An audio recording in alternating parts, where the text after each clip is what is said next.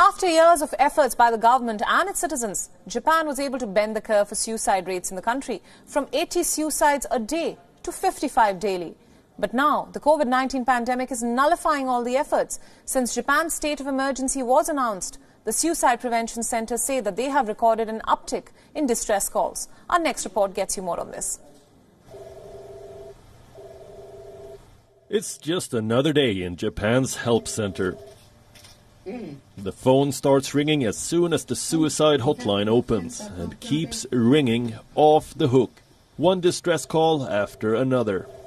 There are so many people that call us who want to connect and talk to somebody. But the fact is there are so many calls and we can't answer all of them. After new laws, policy changes and massive efforts by citizen and volunteer groups, Japan saw a drop in suicides this year by more than 20% compared to last year.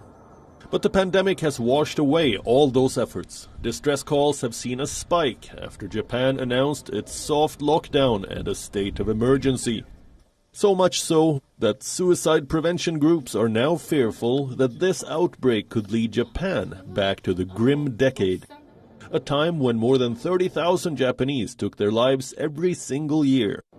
That's more than 80 suicides every day. I think the number of suicides will increase in the future. In the past, when there has been a disaster, the number of suicides spiked. After things calm down, I think what we do is important for times like these.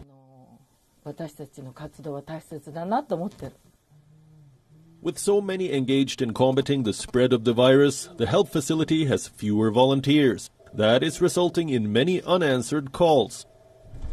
Japan brought down its suicide rate, the highest among G7 nations. The country witnessed a decline of nearly 40% in 15 years. But the current situation is bringing back haunting memories of 1998, when economic despair hit the Asian markets after a sales tax hike. Last year, Japan hit its lowest in 40 years.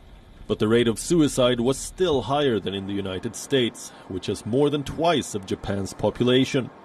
The financial effects of this pandemic is sparking fears of joblessness and economic pressure, especially for small and medium-sized businesses. The desire for suicide increases after people build up stress, being off hopeless. Experts say that the coronavirus pandemic will have a long-term impact. And the impact will be not just financial and medical, but social too. While the phone keeps ringing, not in one, but many suicide prevention centers, support workers are fearful that the looming economic crisis could turn out to be more than they can handle. Bureau Report, WION.